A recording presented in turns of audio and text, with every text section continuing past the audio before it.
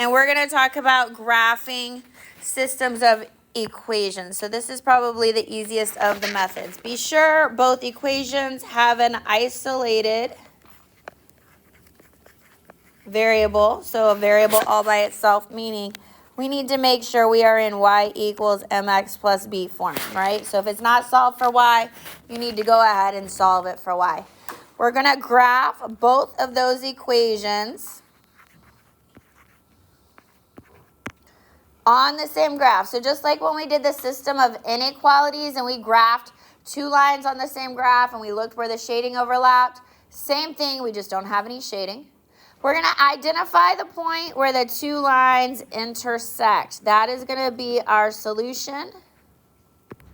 And we're going to need to make sure we write that solution as an ordered pair. And again, make sure your x is first and your y is second. So let's do a little bit of practice with this.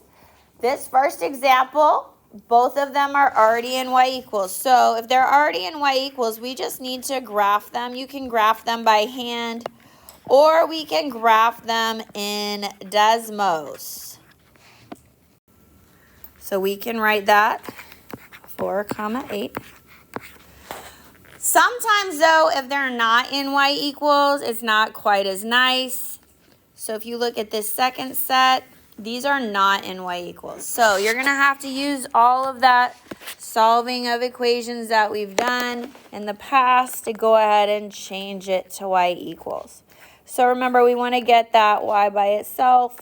What do we need to do to get y by itself in this particular situation? We want to move everything away from the y. So remember, this is just a 6th grade, 7th grade problem. Undo the add, subtract, undo the multiply, divide. So what's being added or subtracted to y? The 18. So we're going to minus 18. Now we cannot put an 18 with an x, right? Those don't match. So we have to list them separately. Make sure you write the negative when you bring that 6 down. And now, oh, that should be a y, sorry. Now we're multiplying -6 and y, so what's the opposite of that? We're going to divide, and we have to remember to divide everything. And I'm going to go ahead and put a 1 in front of my x. So when I simplify this, I have 1 over -6x. That negative can actually go in the top, it can go in the bottom, it can go in the middle.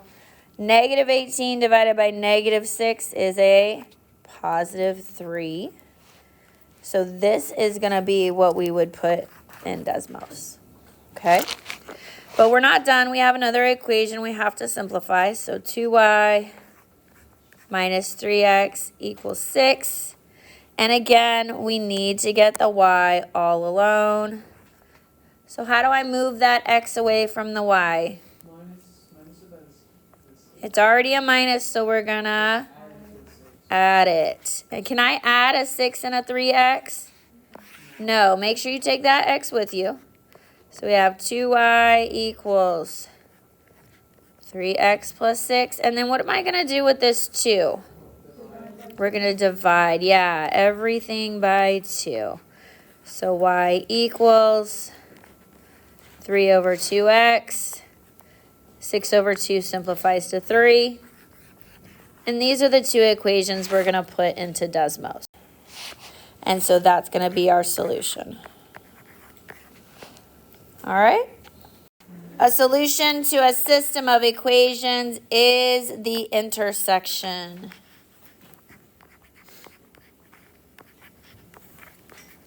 So we're looking for where those lines cross.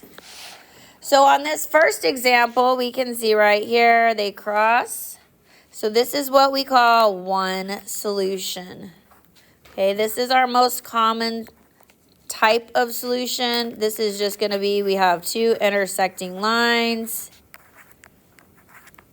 And sometimes we can see what that coordinate is. Anybody able to tell me what that coordinate is? No, 1 and up, 1, 2, 3. So 1, 3.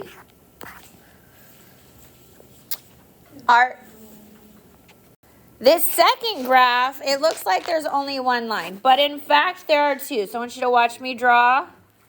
Here's my first equation. Here is my second equation.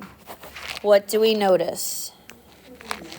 They're exactly the same. So these are going to be what we call overlapping. Or the fancy word for that is coinciding. Coinciding just means that they're overlapping. And if we're looking for our solution is where they intersect, well, how many times do these lines intersect? All of the time. So this is going to be infinite solutions because all of the coordinates overlap. Okay? So we have one solution if they're intersecting. We have infinite solutions if they're overlapping. What's happening on that third one? Parallel. These are parallel. What happens to parallel lines? They do not touch. So are they ever going to intersect? No. So this is going to be no solution. Let's identify these last three. How many solutions on that first graph? This is one solution. These are just intersecting lines. Do you happen to know what that coordinate is? -2, +1. Very nice, very nice. How many solutions on this second one? There will be one because will they eventually cross? So sometimes they're going to try to trick you. Now you can count the slope. All right, the slope is up 1 over 1. So we could continue that slope to draw the line. And then we can also count the slope down here, 1, 2 over 1. So I can count 1, 2 over 1, 1, 2 over 1. And I can see, in fact, that they will intersect. Anybody know what that coordinate is? 4, 9. Thank you. Last example, what is it? Infinite, because there are technically two lines there. I know it only looks like one, but all of the dots on this are in fact overlapping. So infinite solutions. So when we graphed that, and we clicked the dot for 8, there is our solution. 3.